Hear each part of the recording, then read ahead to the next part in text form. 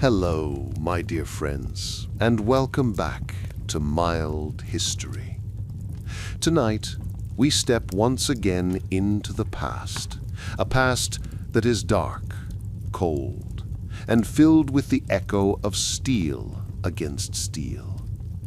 A past where the very mention of a name could send tremors of fear across kingdoms. We're talking about the Vikings. But not just any Vikings. Tonight, we will spend our time with the most terrible kings and warlords to ever rise from the north. Now, before we begin, take a deep breath. Perhaps dim the lights, settle under your blanket, and let your body relax. This is a story best experienced slowly, almost like a lullaby of history. So, tell me, where are you listening from tonight? I always love to imagine our little communities scattered across the world, united by a quiet fascination for these forgotten stories. When most people hear the word Viking, an image comes to mind. A wild-eyed raider with an axe in hand, storming the coast of England, burning monasteries and hauling away gold. And yes, that's part of the truth. But there is another layer, darker and more unsettling. Behind these raiders stood leaders, men whose ambition stretched far beyond mere plunder, men who dreamed of empires, men who ordered armies with a wave of their hand, who spilled blood not only of their enemies, but of their own kin. It is easy to romanticize the Viking Age. After all, sagas and TV shows love to show us noble warriors, adventurers, and explorers. But for many who lived through it, there was nothing romantic at all. To live in the shadow of a Viking king was to live with constant fear. You never knew when the next raid would strike, when the next warlord would march into your land demanding tribute, or when whispers of rebellion would end with blades drawn in the night. And that is where we begin. Let us drift back over 1,000 years to the cold coasts of Scandinavia. The sea is restless, its waves pounding against jagged rocks. Small settlements cling to the edges of the land, huddled together for warmth, smoke curling from hearth fires. This is the world the Vikings knew, hard, merciless, and always testing. But in that world, there were those who rose above the rest, not because they were kind or just, but because they were feared. Names like Ivar the Boneless, Harold Hardrada, and Eric Bloodaxe linger even today, their stories whispered in half-fact, half-legend. These were men who shaped the Viking Age with cruelty, cunning, and fire. Imagine being a monk in the monastery at Lindisfarne in the year 793, hearing the first thunder of longships on the horizon. To you, it was the end of the world. Yet behind those raiders stood kings and warlords directing the tide of destruction, weaving their names into history with blood. It's worth remembering that the Viking Age was not a single, united era. The North was fractured. Chieftains, jarls, and kings vied for control, raiding each other as much as foreign lands. Out of this chaos, only the most ruthless survived. To rule, you needed not only strength, but also cruelty, because mercy was often misunderstood for weakness. As we drift through tonight's story, I want you to keep this in mind. These men were not just raiders, they were architects of fear. They crafted legacies that stretched across seas and centuries, not because they were noble, but because they were terrible. And in that terrible nature lies the true story of Viking kingship. Now, settle deeper into your rest. Let the candle of your imagination flicker low. In the next part, we will meet one of the most notorious of them all, a man whose very name caused shudders across kingdoms. A man born broken, but who rose to become one of the most feared warlords of his age. Ivar the Boneless. But that is for the next chapter. For now, let the waves of history lull you into calm, knowing that the sea always remembers, and so do we. Ivar the Boneless. Now that we have set the stage, let us drift closer to one of the most extraordinary and unsettling figures of the Viking Age, Ivar the Boneless. His very name whispers of strangeness, a warrior and warlord unlike any other. To his enemies, he was a nightmare. To his people, he was both a burden and a savior. To us, looking back through the fog of time, he remains a riddle, frail in body, but fierce in mind. We begin not with certainty, but with mystery. The sagas tell us that Ivar was one of the sons of Ragnar Lothbrok, though it is hard to untangle fact from legend. His birth was marked with strangeness. Some say he was cursed from the start, born without bones in his legs, unable to walk like other men. Others say he suffered from a disease that made his body fragile, perhaps brittle bone disease, perhaps something else. But whatever the truth, one thing is clear. In an age where strength was survival, Ivar's weakness should have been his end. And yet, it was not. The sagas say that Ragnar and his wife Aslog despaired when they saw their son. How could such a boy live, let alone thrive, in a world of raiding, farming, and endless toil? But Aslog warned Ragnar not to kill the child. She believed that fate had touched him, that though his legs would fail him, his mind would soar. And so, Ivar was spared. Imagine for a moment life as Ivar must have lived it. Other children ran along the rocky shores, climbed trees, wrestled in the dirt. He could not. He would have watched from the sidelines, carried on a shield or in a cart, mocked by some, pitied by others. Yet the fire in him did not die. He could not wield strength, so he wielded intelligence. Where others trained with the sword, he sharpened his wit. Where others learned to row a ship, he learned to command those who did. Slowly, painfully, he carved out his place in a world that had no place for him. The sagas describe him as terrifying, not for his body, but for his cunning. He was a master of strategy, able to outthink enemies who underestimated him.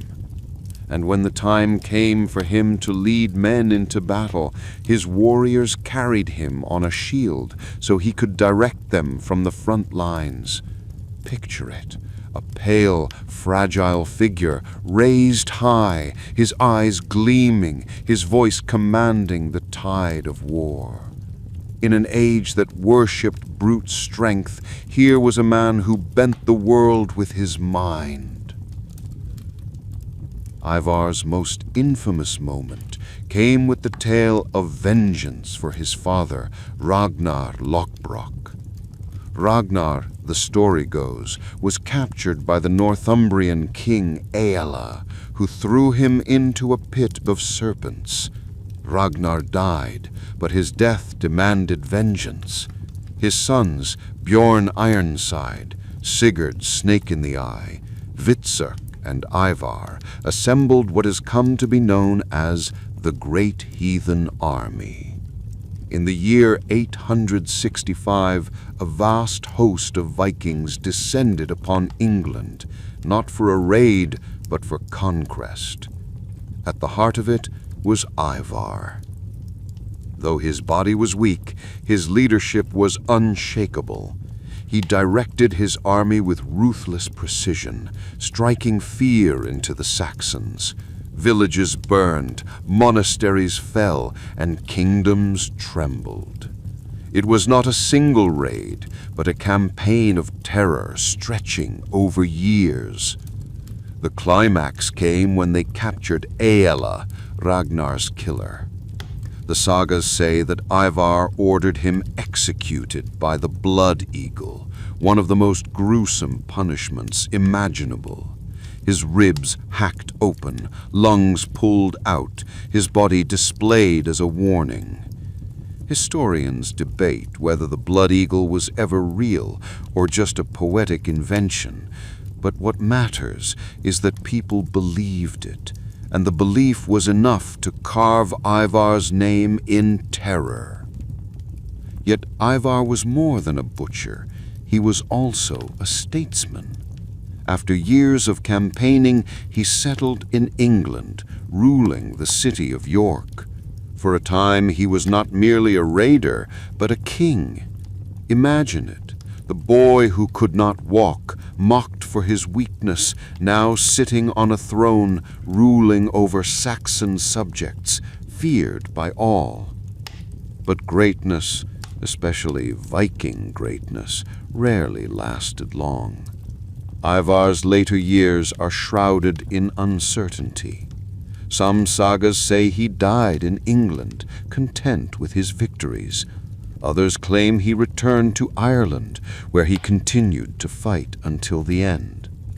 Archaeologists even found a Viking burial in England of a man so large and strange that some wonder if it was Ivar himself, though the truth remains elusive. What is certain is his legacy. Ivar showed that power did not always come from muscle or steel. Sometimes it came from the mind, from cunning, from a ruthless ability to manipulate fear. He turned his greatest weakness into the source of his legend, and in doing so, he became one of the most terrible warlords of the Viking Age. If you lived in his time, you might never see him in person, but you would hear his name whispered, spoken with dread. You would hear of the crippled warlord carried on a shield, the one who laughed as kingdoms burned, and you would pray his longships never appeared on your shore. As we drift further into this night's journey, remember Ivar as both tragedy and triumph. A man cursed by fate, yet lifted by it. A body broken, but a spirit that bent nations. He is the perfect embodiment of Viking contradiction, cruel, brilliant, fragile, unstoppable. And yet he was only one. Beyond him lay others, kings and warlords, whose cruelty was less clever but no less terrible. In the next part, we will meet a mother figure whose name has perhaps grown larger than his reality. A name known from sagas and songs, more myth than man, but with roots in blood and conquest. We will meet Ragnar Lothbrok, the father of Ivar, and a figure whose shadow stretches across the entire Viking Age. But that is for the next chapter. For now, let Ivar's story rest with you. The crippled who conquered, the warlord who outthought empires, the Viking who proved that terror could be carried not in legs, but in the mind. Ragnar Lothbrok, the legend versus reality. As we drift deeper into the cold mist of the Viking Age, one name rises again and again from the fog: Ragnar Lothbrok. He is the Viking of all Vikings, the storm on the horizon, the hero of countless sagas. His story stretches from Norway to France, from myth to memory. Yet, like many tales born in firelight and retold across generations, the line between truth and legend blurs until it becomes almost impossible to see where one ends and the other begins. Tonight, we will try to walk that line, slowly, quietly, through the story of the man who might never have existed, and yet somehow still does. If you close your eyes, you can almost hear the sound of it, the rhythmic crash of waves, the low chanting of oarsmen, and the creak of a dragon-headed ship slicing through the cold northern sea. Ragnar's image looms large, a man with braided hair and a wolfskin cloak, his axe gleaming in torchlight. But the Ragnar we know is stitched together from many threads, each pulled from a different saga, each telling its own version of the same legend. According to the saga of Ragnar Lothbrok, he was a warrior of unmatched courage, a cunning strategist, and a man so bold that he even sought to win the hand of a shield maiden, Lagertha, fierce and unyielding. When others saw her as a danger, Ragnar saw her as an equal. Their story, full of passion, betrayal, and pride, reads more like a poem than a history. Yet behind that romance, we glimpse the Viking admiration for strength, not just in men, but in women who could wield a sword as well as any warrior. In other tales, Ragnar's adventures spiral into near mythical realms.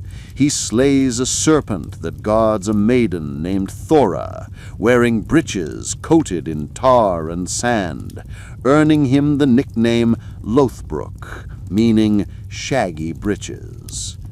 He sails across the known world, raiding the coasts of England, Ireland, and France, defying kings, and building a legend as vast as the sea itself. But how much of it is true? That's the eternal question. Historians have long debated whether Ragnar was a real person or a collection of several Viking leaders whose stories were woven together over centuries. Some see traces of him in men like Regin Harris, a Viking who led the siege of Paris in 845.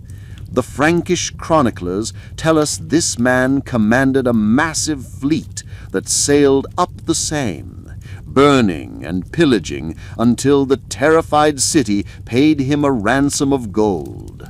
They say King Charles the Bold paid this Viking to leave, and that the Viking did, laughing as he sailed away. That sounds like something Ragnar would do. But there are other fragments, hints of separate men with similar stories, and over time the lines blurred.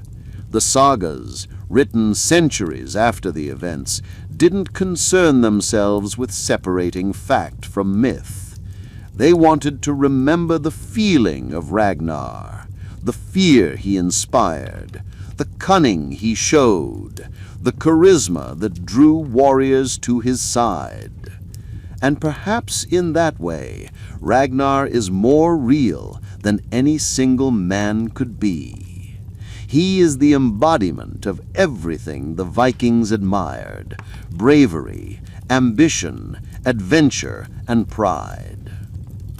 Of course, pride was a dangerous thing. The sagas tell us that Ragnar's downfall came when he grew too bold. He set sail for England with only a few ships, mocking the danger, boasting that he needed no army to defeat a Saxon king. But his luck ran out. He was captured by King Alla of Northumbria, thrown into a pit of snakes, and left to die.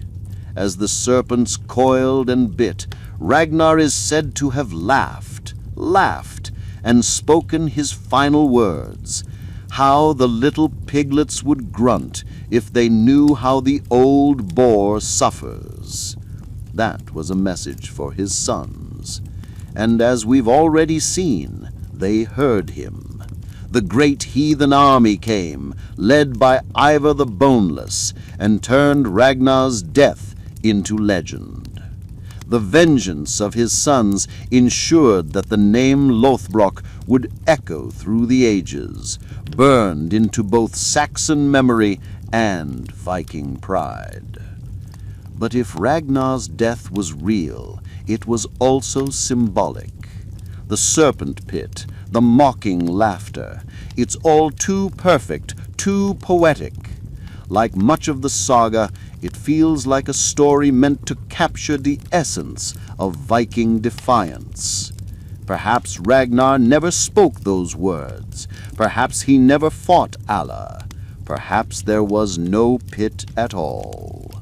But the Vikings believed he did, and that belief gave him power greater than truth. Over time, Ragnar became not just a man, but a mirror, reflecting whatever his people needed him to be. For poets, he was a tragic hero. For warriors, a model of courage. For kings, a symbol of the strength they wished to claim.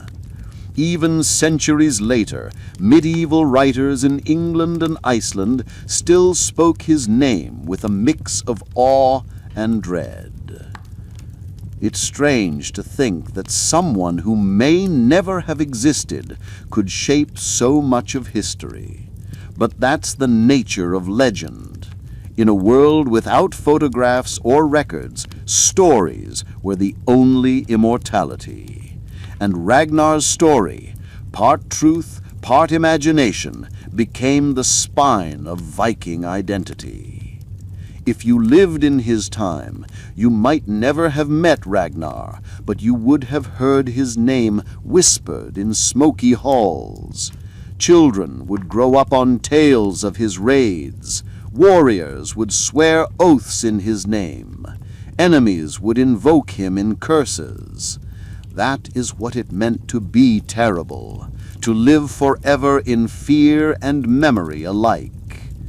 And yet, even within the terror, there is something deeply human. Ragnar's pride, his fall, his defiance, these are not just the marks of a warlord. They are the marks of all ambition, the reminder that power, no matter how great, is fleeting. Even the mightiest Viking could not escape the judgment of time.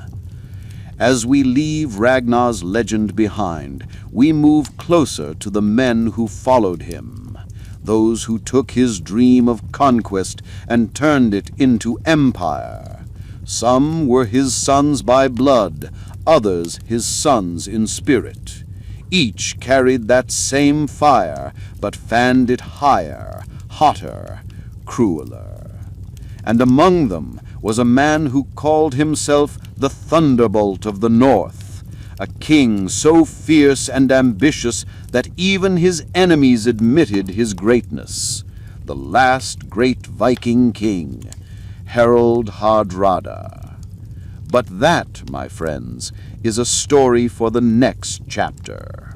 For now, let Ragnar rest in the twilight between myth and memory, where truth no longer matters and only the legend remains. Harald Hardrada, the last great Viking king. Let us drift forward now, beyond the age of Ragnar and Ivar, to the closing chapter of the Viking world, the time of Harald Hardrada, a man whose name meant hard ruler. He was the last great Viking king, and in him burned the final blaze of that fierce northern spirit before it faded into history. By the time Harald came to power, the world had begun to change. The Viking Age, the wild centuries of raiding and conquest, was drawing to a close. Christianity had taken hold in Scandinavia, and Europe's kingdoms were growing stronger, more organized, more resistant to the chaos the Vikings had once unleashed. But Harald was not ready to let go of that past. He was born in 1015, a century and a half after the first raids on England. By then, Norsemen were no longer just pirates and raiders. They were rulers, traders, settlers, and kings. Yet Harald's life would be a storm that echoed the violence of the old days. From the beginning, he was marked by ambition. He was the half-brother of Olav Haraldsson, later known as Saint Olav, the king of Norway who tried to Christianize his country by force. When Olav fell in battle, Harald was just 15 years old, but he was already swinging a sword. He fought beside his brother that day at Stikostad, where arrows and axes rained like thunder. The battle was lost, Olav was killed, and Harald barely escaped with his life. Imagine him then, a wounded teenager stumbling through dark forests, hunted, exiled, and alone. Most would have broken. Harald did not. He fled east, crossing mountains and rivers, seeking his fortune in lands few Norsemen had ever seen. In exile, he became something more than a Viking. He traveled through Kievan Rus, where he served as a mercenary under Prince Yaroslav the Wise. There he learned the ways of diplomacy and intrigue, fighting in wars that had nothing to do with his homeland. But Harald's hunger for greatness was insatiable. He gathered wealth, men, and reputation until even the princes of the East spoke his name with respect. And then, still not satisfied, he went further, to Byzantium, the jewel of the south, where he joined the Varangian Guard, an elite unit of Norse warriors who protected the emperor himself. Imagine it. Harald, tall, broad-shouldered, his hair long and his eyes cold as steel, standing in the golden halls of Constantinople. Marble floors, silk banners, mosaics glinting in candlelight. The heart of a world so different from the rugged fjords of his home. He served under the Empress Zoe and Emperor Michael IV, fighting in the Mediterranean, in Sicily, even in Jerusalem. The sagas claim he won glory and riches beyond measure, though they also whisper that he clashed with the emperor himself, escaping imprisonment only through cunning. When he finally returned to Norway, he was no longer the exiled boy who had fled his homeland. He was a soldier, a statesman, and a man forged by war. He had seen the greatest cities in the world, commanded armies, and gathered gold enough to buy loyalty. In 1046, Harald seized the throne of Norway, co-ruling for a short time with Magnus the Good, his nephew, before taking full control after Magnus's death. And once crowned, Harald ruled exactly as his name promised, hard. He demanded absolute loyalty. He crushed rebellions, imposed taxes, and enforced law with ruthless efficiency. His justice was swift, sometimes cruel, but it brought order. In many ways, he was the first truly modern king Norway had known, uniting the country, building churches, establishing trade routes, and maintaining fleets. But for all his progress, the old Viking fire still burned within him. Harald could not be content with peace. He wanted more land, more power, more glory. And so, his gaze turned west, across the sea, toward England. England by then was rich and fractious, a land long haunted by Viking ambition. Harald believed he had a claim to its throne, a promise once made by King Harthacnut and ignored after the Norman Duke William of Normandy began his own bid for power. To Harald, that promise was enough. In the year 1066, he gathered one of the last great Viking fleets, hundreds of ships cutting through the North Sea, carrying thousands of warriors. The sagas say the sun glittered on their shields, and their sails shone red as blood. It was a sight England had not seen in generations. When they landed, they met fierce resistance, but Harald crushed it swiftly. At Fulford, his army defeated the English earls Edwin and Morcar, and for a brief moment, victory seemed within reach. The Viking dream of conquest flared bright once more. But fate, as always in these tales, had other plans. King Harold Godwinson of England, who had been waiting for a Norman invasion from the south, turned his army north with astonishing speed. He caught Harold's forces by surprise at Stamford Bridge near York. The battle that followed was brutal and decisive. Harold, the hard ruler, fought with the fury of a man who had lived his whole life by the sword. The sagas say he stood tall in the thick of battle, wielding a great two-handed axe, cutting down Englishmen like wheat.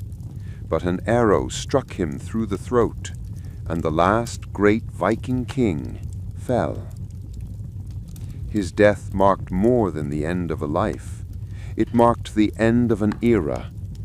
3 weeks later, Harold Godwinson himself would fall to William the Conqueror at Hastings, and the Viking world would fade into legend. When Harold's men returned to Norway, they carried his body home, wrapped in silks from Byzantium and armor blackened by English blood. They buried him in Trondheim, and over time his name grew into myth, the king who had seen the world, fought empires, and died as a warrior should, standing tall, facing the storm. To his people, Harold was both admired and feared.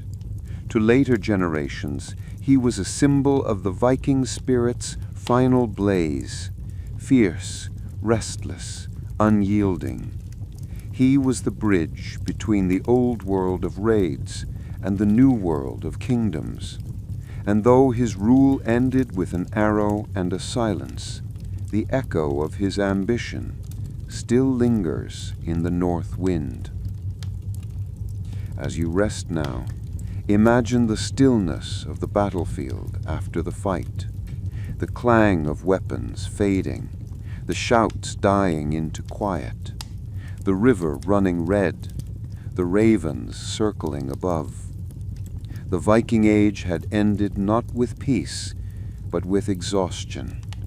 The sea that once carried their fury would soon carry only traders and fishermen. But for one last, magnificent moment, it burned bright. And in that moment stood Harald Hardrada, the last great Viking king. Eric Bloodaxe, the ruthless prince. As the cold winds of the north carried the ashes of fallen kings into the sea, a new name began to rise, one spoken with both awe and dread. Eric Bloodaxe, a name that feels heavy on the tongue, dripping with violence, echoing with the sound of steel striking bone. He was a son of Norway's first unifier, Harald Fairhair, and his story is one of ambition, betrayal, and blood. The tale of a prince born into greatness, who ruled through fear and cruelty, and whose reign ended as so many Viking tales do, in isolation, treachery, and death. But let's begin at the beginning. Eric was born in the late 9th century, into a world where the idea of Norway was still new. His father, Harald Fairhair, had spent most of his life uniting the scattered clans and petty kingdoms under one crown, a task accomplished only through unrelenting warfare. To achieve it, Harald married many women, fathered many sons, and created, perhaps unknowingly, a recipe for disaster. For every prince believed he deserved the throne. Among these sons, Eric was different. The sagas describe him as tall, handsome, and fierce, but also dark in temperament, proud, restless, and merciless. From his youth, he was drawn not to peace or politics, but to the sound of war. By the age of 12, the tales say, he was already leading raids across the North Sea. He returned from each journey richer, harder, and more dangerous.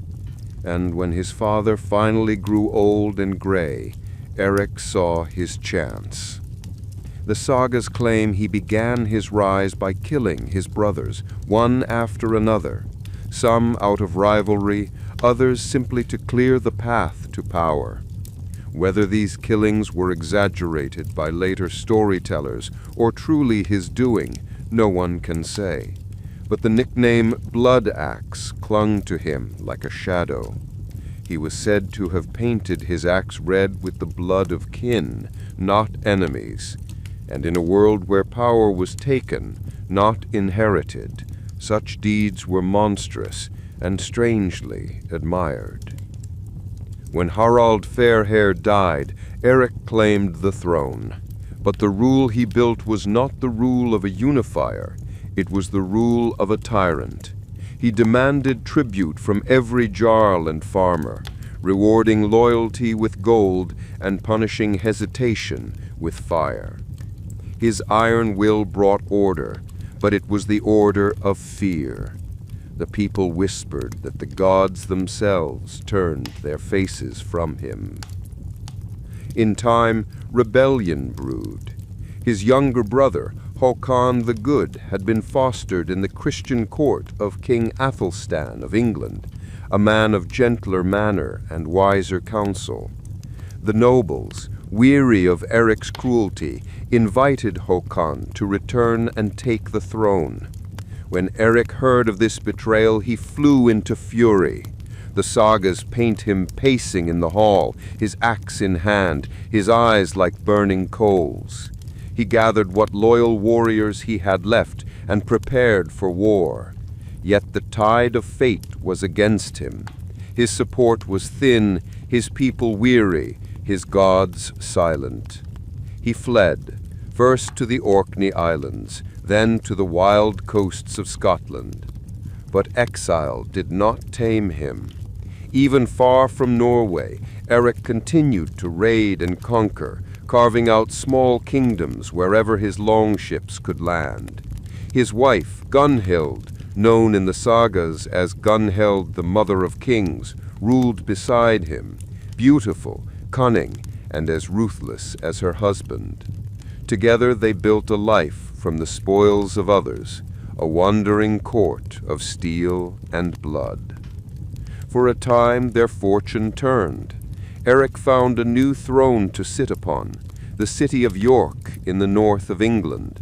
By the year 947, he had become the Viking king of Northumbria, ruling over a region that had long been a patchwork of Norse and Anglo-Saxon influence. To the English, he was both a barbarian and a ruler of convenience, a warrior who could keep worse threats at bay. But Eric was not made for balance or diplomacy. He ruled York as he had ruled Norway, with the edge of an axe. Taxes rose, punishment was swift, and loyalty was demanded, not earned. His name struck fear once more across the Danelaw, but it also bred resentment. For a brief moment he seemed unstoppable. The Viking kings of the north, even the Jarls of Orkney, swore allegiance to him. He dreamed of building an empire to rival his father's, perhaps greater still. But ambition, as always, carries its own ruin. The Anglo-Saxon Chronicle tells us that Eric's reign in Northumbria ended as bloodily as it began. Betrayed by his allies, he was ambushed near Stainmore around the year 954. There, in the cold mists of the Pennines, Eric and his men were cut down. The chroniclers write simply that Eric fell. The sagas, more poetic, claim he fought like a trapped wolf, swinging his axe until the very end. After his death, his enemies cut off his head and sent it to the English king as proof that the Viking threat was ended. His body, some say, was buried in the earth of England, far from the fjords of his birth. But legends do not die as easily as men. For centuries after, the people of the north still whispered his name. Sailors claimed to see his ghost wandering the moors, axe in hand, his armor blackened with blood. Others said that on stormy nights you could hear the sound of his oars beating the waves. Eric, returning once again from exile, hunting for vengeance that would never come. In a strange way, Eric Bloodaxe embodies the final cruelty of a Viking world, not the cruelty of battle, but of fate. Born to rule, he lost everything. Trained to conquer, he was conquered himself. He sought immortality through power, and found it instead through fear. To his enemies, he was a monster. To his followers, a hero. To history, he remains both, the prince who chose the path of blood. As the Viking Age darkened toward its end, men like Eric were fading echoes of a world that no longer fit them. The age of kings was dawning, of laws and borders and crowns, and there was no place left for a man who lived by the axe alone. But even now, when you hear the creak of an old ship in the harbor, or the whisper of the wind over northern cliffs, perhaps you can still imagine him, Eric Bloodaxe, tall and proud, walking into legend, his axe glinting red in the final light of the Viking sun. Sweyn Forkbeard, the conqueror of England. The sea is calm tonight, but beneath its stillness lies the weight of conquest. Our story drifts now to a man who would achieve what no Viking before him could, to seize not just gold or glory, but a crown. His name was Sweyn Forkbeard, and his rule marked the moment when the Viking dream of domination finally became real. He was born into a dynasty of power and violence. His father was Harald Bluetooth, the Danish king who claimed to have united Denmark and brought Christianity to its shores, though not all of his people agreed. Harald was a man torn between two worlds, the old gods and the new faith, the sword and the cross. And in that turmoil, young Sweyn grew restless. Even as a boy, the sagas say, Sweyn was fiery, proud, and ambitious, his beard already splitting into the two sharp points that earned him his name, Forkbeard. He was not a child content in second place. He wanted what his father had, and more. The story of how Sweyn took the throne is soaked in betrayal. He rebelled against his father, driving him into exile, and some claim to have even caused his death. Whether through force or fate, Harold Bluetooth vanished from the stage, and Sweyn became king of Denmark, young, ruthless, and untested. He inherited a kingdom, but also a problem. The Christian missionaries his father had welcomed were despised by many Danes, who still clung to the old gods. Across the countryside, temples had been torn down, sacrifices forbidden. Sweyn found himself caught between faith and fury, between the cross and the hammer. But Sweyn was not a man of belief, he was a man of power, and power to him lay not in which god one prayed to, but in who paid tribute. So while priests and jarls argued about the heavens, Sweyn turned his gaze across the sea, to England, a land fat with silver, churches, and opportunity. England by the late 900s was no stranger to Viking raids. For over a century, longships had prowled its coasts, taking what they pleased. But Sweyn saw what others had not, that England could be more than a target, it could be conquered. And so he began his great campaign. In the year 991, his fleets landed on English soil. Town after town fell beneath the axes of his warriors. The English king, Aethelred the Unready, tried to buy peace, paying the Vikings a heavy tax known as Danegeld, the Danes' gold. It was supposed to stop the raids. It didn't. To Sweyn, it was simply proof that England could be bought, and by extension, taken. Year after year he returned. His ships came like storms, his warriors as relentless as the tide. Monasteries burned, villages were emptied, and the people learned to dread the sight of a sail on the horizon. Sweyn's ambition grew with each victory, his eyes fixed not on plunder, but on a throne. In the year 1002, an event occurred that changed everything. King Aethelred, desperate and furious, ordered the massacre of all Danes living in England. It became known as the St. Brice's Day Massacre. Thousands of Norse settlers were slaughtered, men, women, children, many of whom had lived peacefully among the English for decades. Among the dead, the saga's claim, was Sweyn's own sister. If that is true, then what followed was not just conquest, it was vengeance. Sweyn unleashed his fury upon England. For years, his fleets tore through the land, leaving ruin in their wake. He allied with Olaf Tryggvason of Norway, sacked cities, and forced the English to pay ever larger sums. But silver could not quench his rage. Finally, in the year 1013, Sweyn invaded not as a raider, but as a king in waiting. His forces marched through the land almost unopposed. The English nobility, exhausted and divided, surrendered one by one. Even London, proud, stubborn London, bent the knee.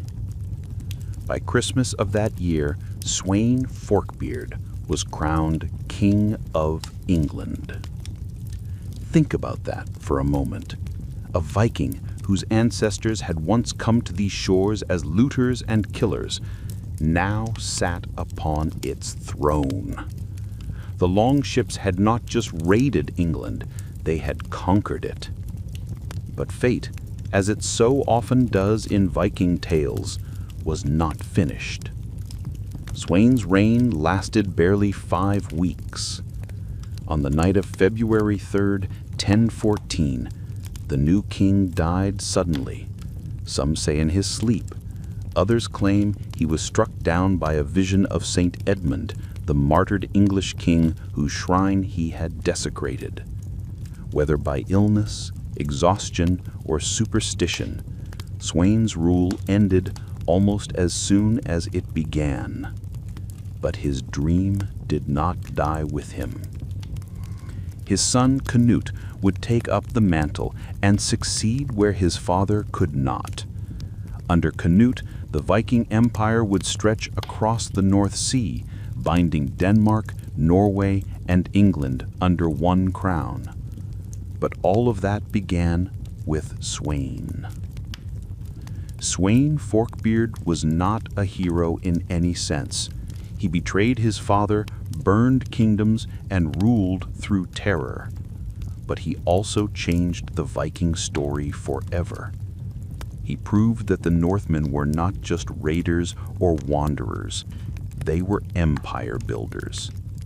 The world would no longer call them barbarians, but kings. And so when we speak of the end of the Viking Age, we must also remember that it was Sweyn who brought about its most astonishing victory. His legacy is carved not into stone, but into the very history of England, a reminder that even in death, the ambitions of the North never truly rested. As we drift toward rest ourselves, imagine the sight of those longships on the horizon, their dragon prows gleaming in the cold dawn, sails full, oars beating in rhythm. Each one a fragment of a single will, a single hunger. The sea carries them still, through time and legend, toward the crown that once glimmered in Sweyn Forkbeard's restless dream. Olaf Tryggvason, fear and faith combined. The sea was his cradle, and perhaps his curse. Few Viking kings lived lives so steeped in both myth and contradiction as Olaf Tryggvason, a man who rose from slavery to kingship, from pagan raids to Christian conversion. His story stands at the crossroads between two worlds, the violent twilight of the old gods and the uncertain dawn of the new. Olaf was born around the year 963, a prince by blood, but not by fortune. His grandfather had ruled Norway, but by the time Olaf came into the world, his family had been scattered and hunted. His father was murdered, his mother forced to flee with her newborn child. The sagas tell us that while crossing the Baltic Sea, their ship was attacked by Estonian pirates. Olaf and his mother were captured, sold like cattle in a foreign land. And so, the boy who would one day be king began life as a slave. For years, he labored in obscurity, a nameless servant in the households of others. But as often happens in these old Norse tales, fate wove its threads with strange precision. A kindly merchant eventually recognized his royal birth and ransomed him, bringing him westward to the courts of Viking chieftains who still valued noble blood. From there, Olaf's rise was swift and relentless. He grew into a tall, golden-haired warrior, famed for his courage and charisma. The sagas say his presence filled a room, that men followed him not just out of loyalty, but out of awe. He fought in the Baltic, raided England, and gained wealth through the sword, like so many before him. But something about Olaf was different. His ambition was not only for riches, it was for destiny. While raiding in England, Olaf is said to have encountered a Christian hermit who prophesied that he would become a great king, but only if he turned to Christ. Whether through true faith or simple opportunism, Olaf converted, accepting baptism and the strange foreign rites that came with it. From that moment onward, his life became a campaign not just of conquest, but of conversion. When he returned to Norway in 995, the land was divided and weary. The last of Harald Fairhair's descendants had fallen, and no single ruler commanded the people. Olaf saw his chance. Backed by allies from England and by his own fierce reputation, he seized control of the coastlands and declared himself king. At first, the people rejoiced. They remembered his noble lineage, his strength, his boldness. But they soon discovered that Olaf's rule would be unlike anything Norway had known. For Olaf believed himself chosen, not merely to rule, but to save. He saw the pagan temples, the feasts of Odin and Thor, and he burned them. He saw men make sacrifice to the gods of their fathers, and he forced them into rivers to be baptized. Those who resisted, he punished without mercy. To his followers, Olaf was a holy man, a warrior of God. To his enemies, he was a tyrant cloaked in piety. The sagas speak of villages where crosses were raised on the ashes of temples, where men were offered not to Odin, but to Christ. There was no middle ground in Olaf's Norway. You were with him or you were against him. And yet, in his zeal, he also built. Olaf brought unity to a fractured land. He established law, trade, and fortresses. He connected Norway to the broader Christian kingdoms of Europe, transforming it from a wilderness of warlords into something closer to a nation. He was both destroyer and creator, both sword and shepherd. But such men rarely die peacefully. Olaf's enemies gathered, both those who still clung to the old gods and those who simply chafed beneath his iron will. Among them were Sweyn Forkbeard of Denmark and Olaf Skotkonung of Sweden, both powerful kings who saw in Olaf a threat to their ambitions. In the year 1000, their fleets converged off the coast of Norway near a place called Svolder.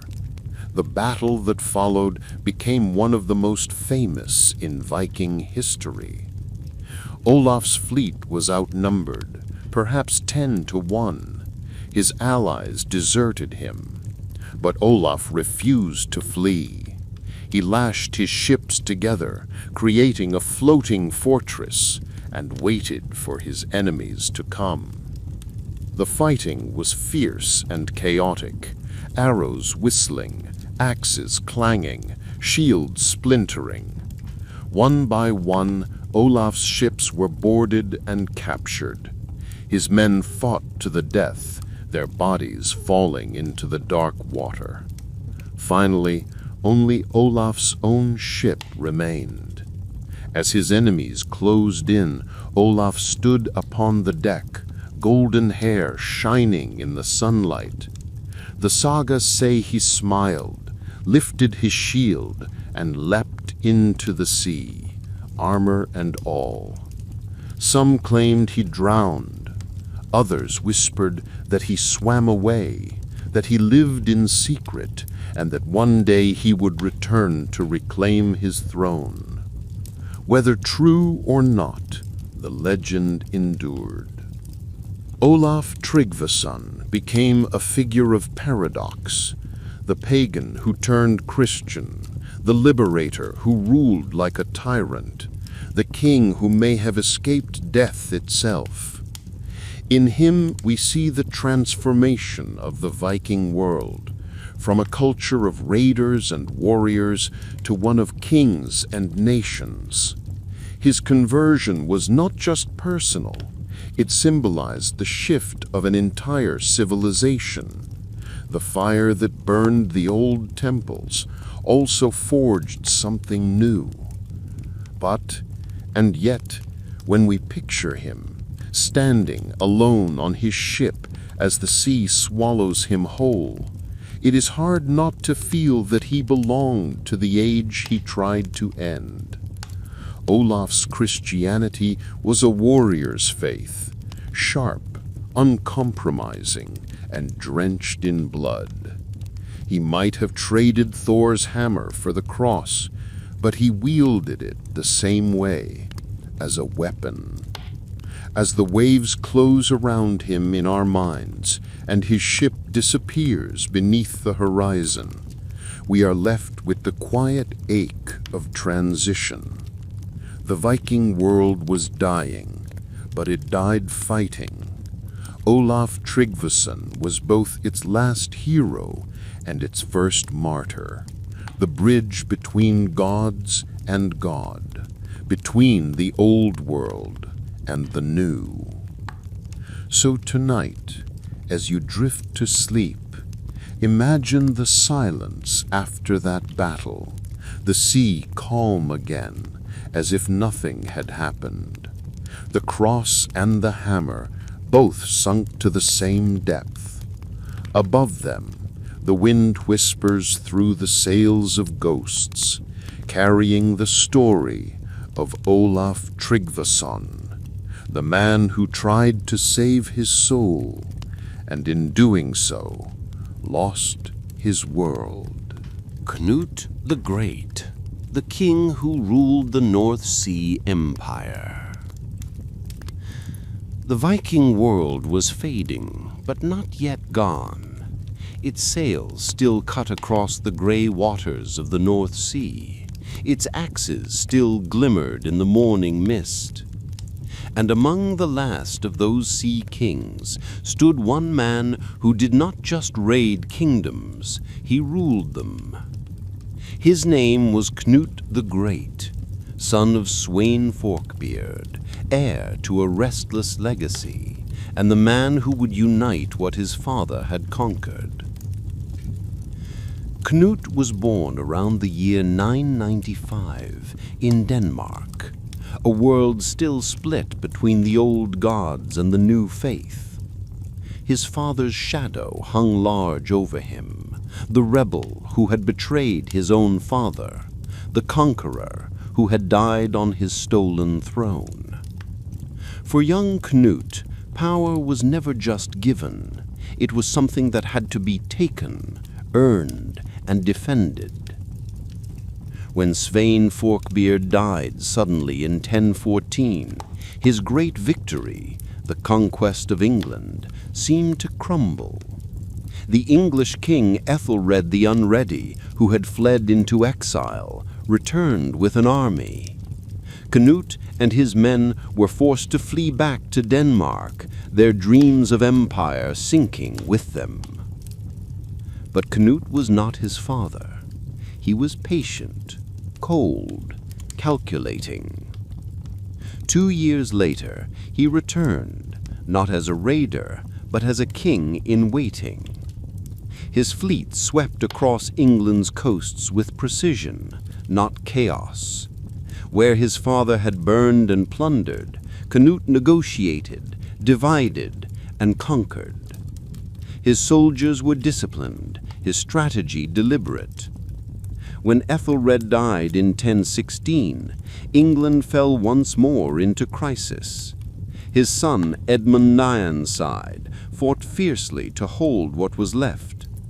For months, war raged, brutal, bloody, and uncertain. Then came the Battle of Ossendun, where Knut's army crushed Edmund's forces. Soon after, The two men met to divide the kingdom, a rare act of truce in those violent times. But fate intervened once again.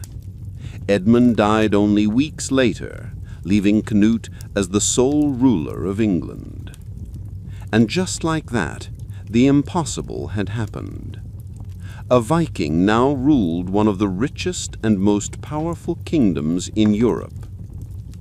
Canute was crowned King of England in 1017, not as a conqueror, but as a monarch. And this is what made him different from those before him. Sweyn Forkbeard had taken England by fire and left it in ruin. Canute built something that could last. He married Emma of Normandy, widow of Ethelred, tying himself to the old English royal line. He promised peace and order. He allowed the church to thrive, rebuilt monasteries, restored laws, and even punished his own men for crimes against the English. Slowly, the people who once feared him began to see him as their king, not a foreign ruler, but a guardian of their land. It was a transformation no Viking before him had achieved. And yet, Canute never forgot his roots.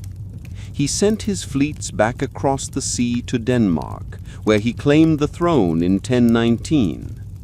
From there he expanded his reach further, taking Norway, parts of Sweden, and the Scottish Isles. For the first time in history, one man ruled what would be called the North Sea Empire, a vast web of lands connected by water, stretching from the icy fjords of Norway to the fields of England, from the Danish ports to the coasts of Scotland.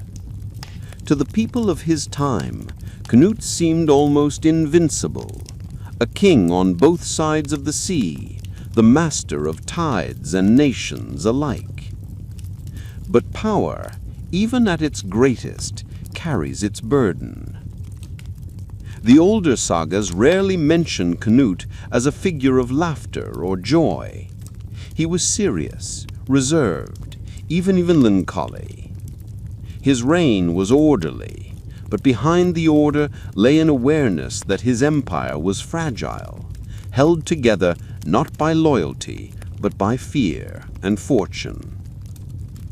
And then there is the story, the one that still survives, told to every child who learns his name. It is said that one day his courtiers flattered him, declaring that he was so mighty even the sea itself would obey his command. Canute, weary of their vanity, ordered his throne to be carried to the shore. He sat upon it as the tide began to rise, and he told the waves to stop. Of course, they did not. The water lapped at his feet, then his knees. Finally he stood and told his followers that no king, no matter how powerful, could command the sea, that only God held such dominion. Whether this story is true or not, it reveals the kind of king Canute had become, not the proud warrior his father was, but something quieter, wiser, a man aware of the limits of human rule. In his later years, Canute ruled with surprising humility. He made pilgrimages, gave gold to churches, and sought forgiveness for his wars. But he never lost his edge. When rivals threatened his rule in Scandinavia, he returned to the battlefield without hesitation. The sea was still his road, and the sword still his language. When he died in 35, Canute's empire began to unravel. His sons, Harold Harefoot and Harthacnut, fought bitterly over his legacy, and within a generation his vast domain was gone. England passed back into Anglo-Saxon hands, and the Viking Age drew toward its quiet end. Yet for a moment, a brief, shimmering moment, Knut had done what no other Viking had ever done. He had transformed conquest into governance, chaos into empire. And perhaps that is why he remains so fascinating. Not because he was ruthless, though he was. Not because he was powerful, though he ruled half of northern Europe. But because he understood something most conquerors never do, that even the sea, like power itself, cannot be commanded forever. So tonight, as you rest, imagine the tide washing gently around his empty throne, the waves erasing footprints in the sand, the wind carrying away the last echoes of oars and banners. Knut's empire may have vanished, but its memory lingers, like the hush after a storm, or the glimmer of sunlight on calm waters. And in that stillness, the Viking world, for so long defined by noise, blood, and fire, finds its most haunting silence. Harald Hardrada, the last Viking. The Viking Age did not end with a roar. It ended with a man.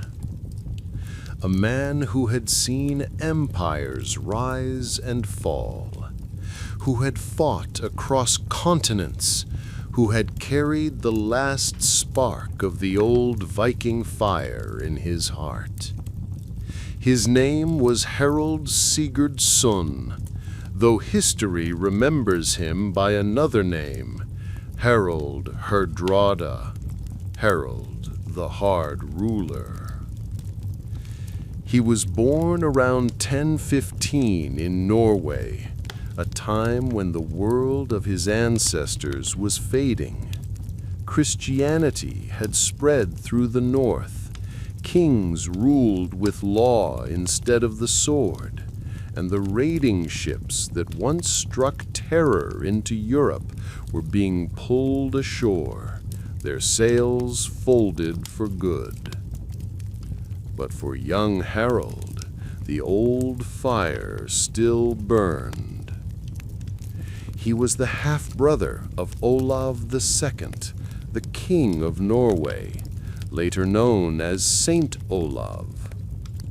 When Olav was overthrown by rival nobles and forced into exile, Harald, still a teenager, fought beside him in one of the last great Viking battles, the Battle of Stiklestad in 1030. The battle was a disaster. Olav was killed, and Harald was left wounded on the field, bleeding into the soil of a lost cause. But he did not die. He crawled from the battlefield and fled east, crossing mountains and forests until he reached Kievan Rus, a realm ruled by another Viking-descended dynasty. There, he found refuge with Prince Yaroslav the Wise, who saw in the young exile a spark of something fierce.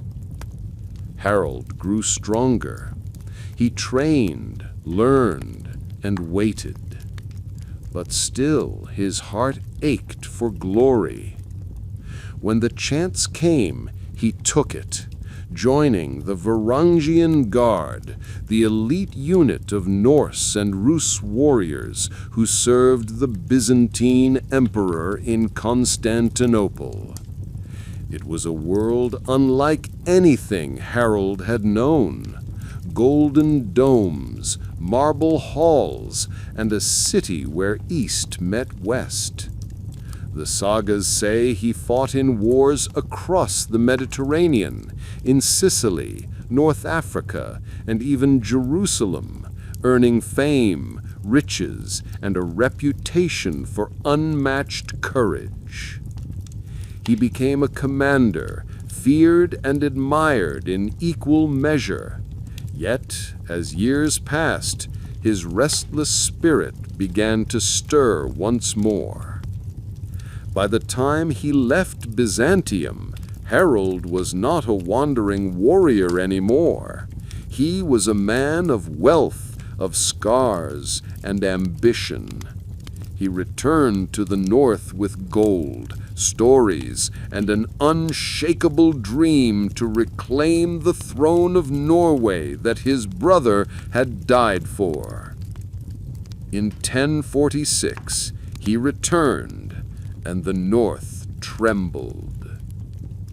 Norway was now ruled by Magnus the Good, Harold's son, who had brought peace after years of chaos.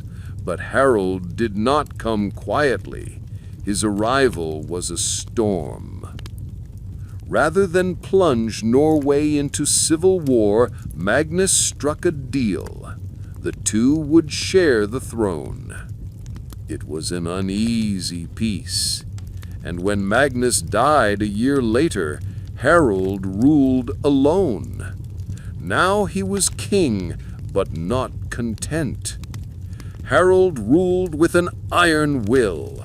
He crushed rebellions, seized lands, and demanded tribute from his neighbors. His laws were harsh, his taxes heavy. He had learned in Byzantium how to rule with authority, and his subjects soon saw why he was called Hardrada, the hard ruler. But power, once grasped, only stokes the hunger for more. By the 1060s, Harold's eyes turned west toward England. England had once been a part of the Viking world, ruled by Canute the Great. Harold believed it should be again, and when the English king Edward the Confessor died in 1066 without an heir, Harold saw his chance.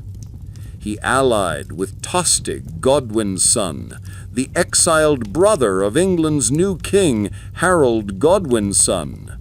Together they gathered ships and men, and in late summer, Harold Hardrada, now over 50 years old, set sail once more for conquest. It would be the last great Viking invasion. The fleet crossed the North Sea and struck northern England with devastating precision. Towns burned, armies scattered, and at Fulford, near York, Harold's forces crushed the local defenders. For a moment, it seemed the old Viking power had returned, the longships gliding through the rivers, the banners of Odin rising in smoke and fire. But fate had one final twist. Only days later, the English king, Harold, Godwin's son himself, marched north with incredible speed, catching Harold by surprise at Stamford Bridge. The sagas say it was a bright, clear morning. Harold stood tall, his armor glinting in the sun. He had no time to prepare, no walls to hide behind, but he would not run. When the English charged, he fought like the hero of old, fierce, unyielding, and proud. An arrow struck him in the throat, and he fell, his blood mixing with that of his warriors. It was September 25th, 1066. The last Viking king was dead. And with him, the Viking Age breathed its final breath. The news of Harold's death spread quickly. Only 3 weeks later, Harold, Godwin's son himself, was killed at the Battle of Hastings, and England passed not to the Vikings, but to the Normans, distant descendants of Norsemen who had traded their axes for crowns.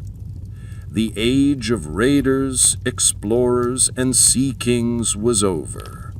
But Harald Hardrada's legacy would not fade. In Norway, he was remembered as a warrior without equal, a man who carried the spirit of his ancestors into a new world. In sagas and songs, his name became legend, the last great Viking, the one who refused to yield even as the tides of time turned against him. The world he left behind was changing. The longships gave way to kingdoms, the runestones to cathedrals. Yet in every whisper of the northern wind, in every creak of a ship's timber, his story still lingers. Because Harald Hardrada was more than just a king. He was a bridge between two eras, the savage freedom of the old world and the iron order of the new. And perhaps that's why his story feels so haunting. He fought for something already slipping away, a world of honor, courage, and unbreakable will. And though he lost his life on a quiet English field, he won something greater, the immortality of legend.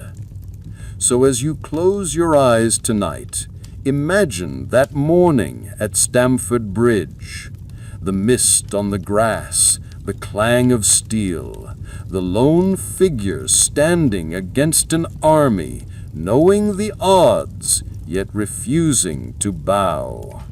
That was Harald Hardrada, the last Viking king, the end of an age, and the echo of a world that would never come again. The legacy of the Viking kings. When the fire faded and the sails came down, the Viking world did not vanish. It changed, slowly, quietly, like the tide retreating from the shore. The great kings and warlords, from Ragnar Lothbrok to Canute the Great, from Harald Bluetooth to Harald Hardrada, had left their mark on the world, carved not only in stone and saga, but in the foundations of nations.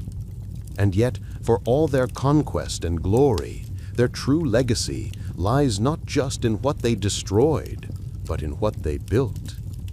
The Viking Age had begun in chaos, a storm of raids, fires, and fear. But by its end, it had transformed Europe. When we think of the Vikings, we often imagine wild warriors, horned helmets, longships, and endless battles. But the real story, the quieter, deeper story, is one of connection. Because for every raid, there was a trade.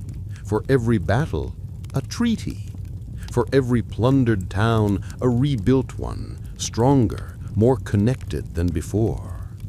The Vikings were not just destroyers, they were bridge builders. They carried language, culture, and ideas across the known world. They linked the cold fjords of Norway with the warm markets of the Mediterranean. Silver from Baghdad, silk from Byzantium, amber from the Baltic, furs from the forests of the north. Their ships carried not only goods, but stories. Stories of gods, of heroes, of faraway lands. And in those stories, the shape of Europe began to change. By the time the Viking kings rose to power, Scandinavia was no longer a wild, scattered collection of chieftains. It had kingdoms, united under banners, laws, and faith. Harald Bluetooth's Denmark, Olaf Tryggvason's Norway, Olaf Skotkonung's Sweden. They were not raiders anymore, they were rulers. They built churches where temples once stood.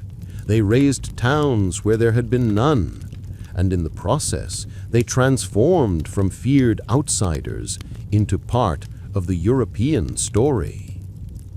even the English, who had once prayed for deliverance from them, from the fury of the Northmen, O Lord, deliver us, eventually shared kings and bloodlines with them. For a time, England itself was ruled by Vikings, and the echoes of that rule remain in names, in laws, in the quiet persistence of northern words like sky, law, egg, and window. The Viking kings changed how power worked.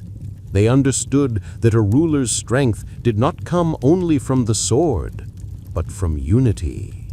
Canute the Great ruled across seas, proving that the North could stand as one empire. Harald Hardrada reminded the world that courage still mattered, even when the world was changing.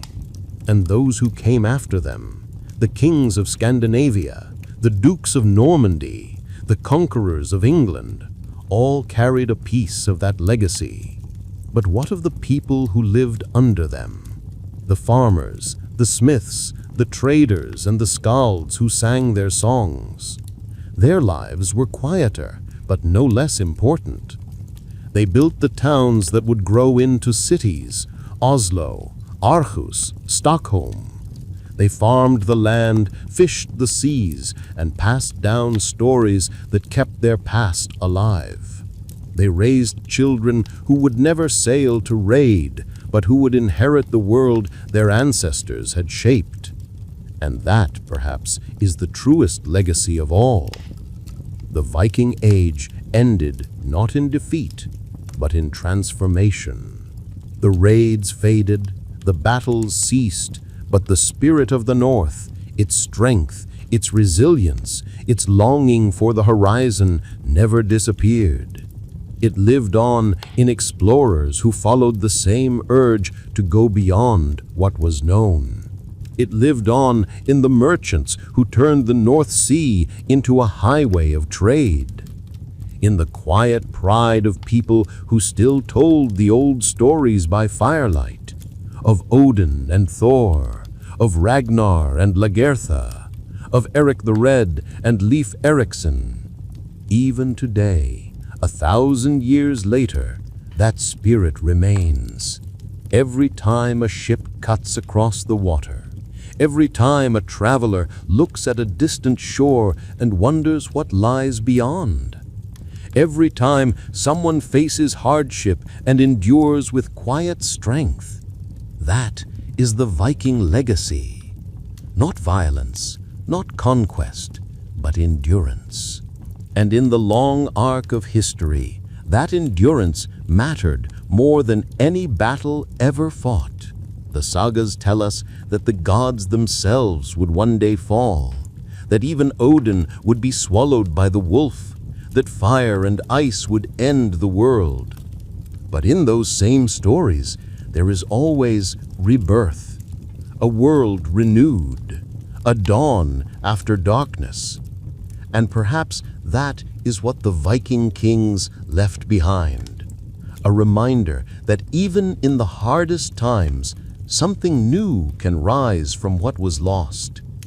So as you drift into sleep, imagine the quiet shores of a northern fjord, the water still, the stars reflected like tiny fires in the deep, the echoes of old voices carried on the wind, not shouting, not fighting, but singing.